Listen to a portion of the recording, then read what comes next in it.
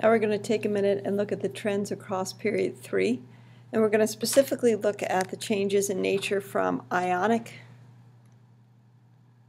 to covalent for the different compounds of the elements across period 3, and basic to acidic for the oxides in particular of those elements across period 3. You are required to know the equations for the reactions of sodium oxide, magnesium oxide,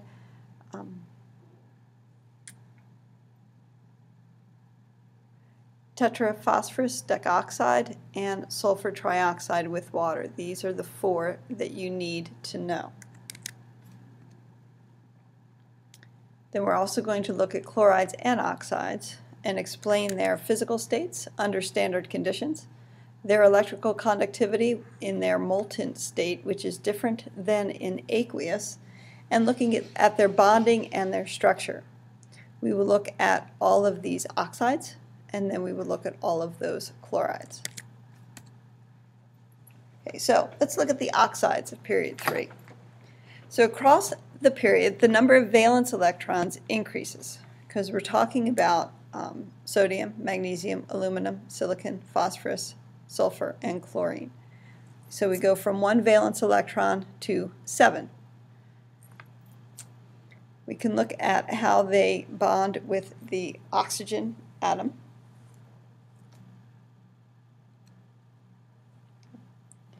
The elements on the right side of period 3, they often form more than one oxide because they can exist in what they call different oxidation states.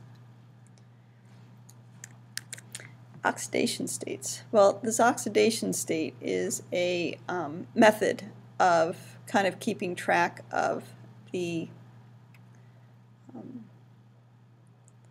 electrons and balancing. So it's not like an ionic compound, right? But you kind of calculate the oxidation state the same way. I always split it into the negative and the positive half. Oxygen, -2, there's 6 of them, so this total is -12 charge.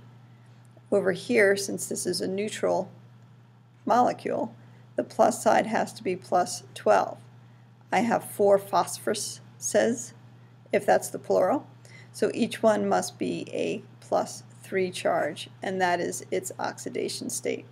Similarly, going through fairly quickly, -2, this would be -20, this has to be +20, there's 4 of them, so this has to be a +5.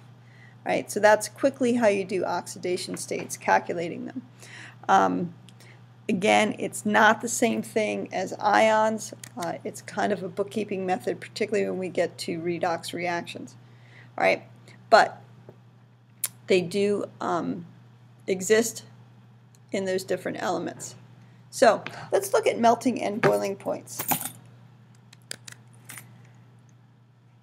Remember, sodium, magnesium, reacting with oxygen, they form ionic compounds.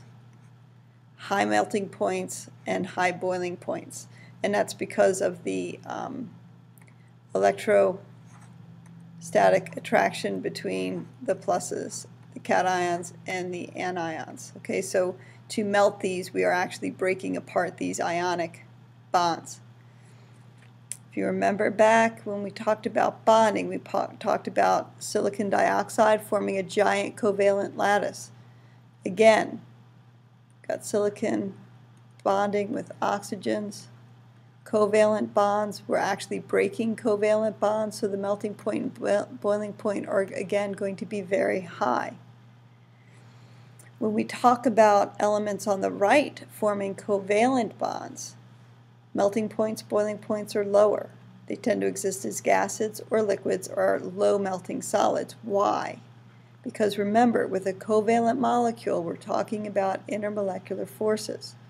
London dispersion, dipole-dipole, and hydrogen bonding. Okay.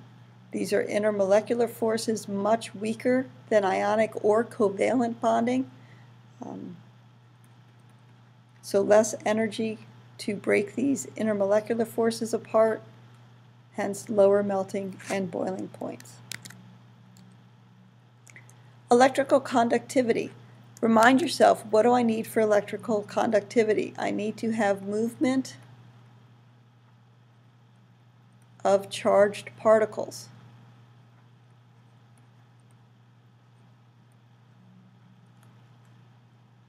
If I melt sodium oxide, magnesium oxide, they're going to melt and have free-flowing ions, so it will conduct. We are going to find out that aluminum oxide, even though we think of it as being a metal and a nonmetal, it has both ionic and covalent characteristics.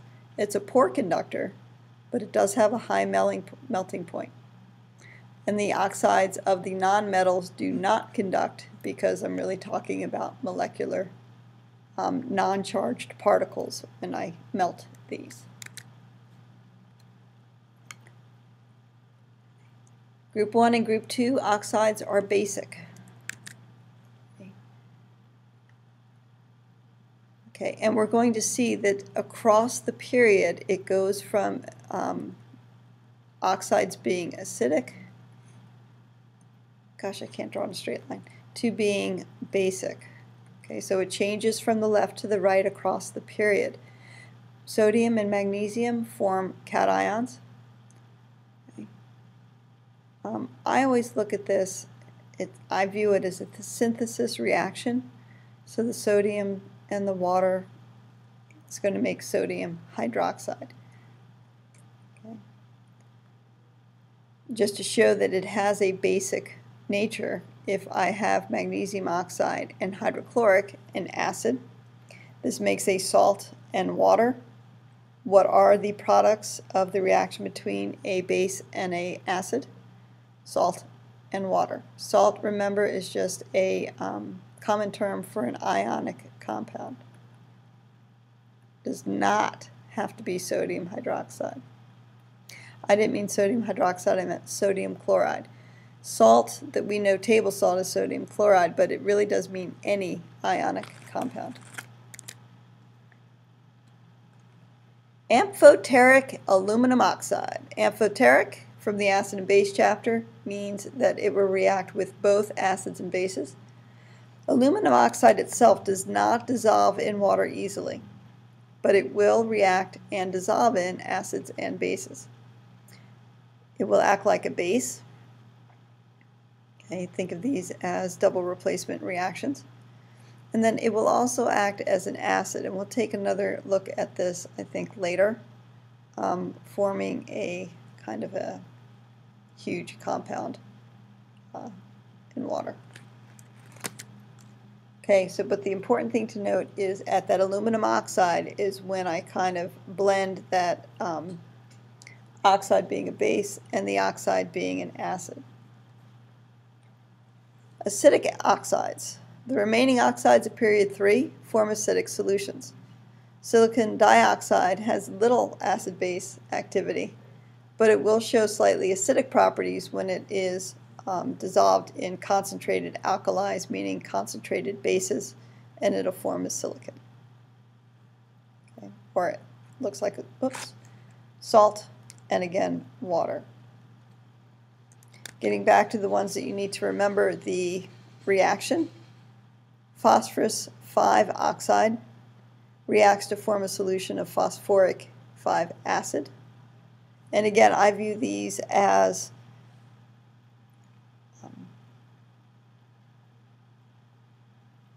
synthesis reactions. And really, how else can this go together? If I add water to it, it's got to form the acid. Same thing with phosphorus 3 oxide, which is this compound, P4O6, and water synthesis forming that acid. Continuing on the same vein, sulfur trioxide, synthesis making sulfuric, sulfur dioxide, synthesis making sulfurous acid, Cl2O7 making perchloric, Cl2O with water making the chlorus. Okay, and I'm hoping that you know what I mean by the synthesis. They come together. It has to make a legitimate compound. Hopefully you remember some of your acids from the acid-base chapter.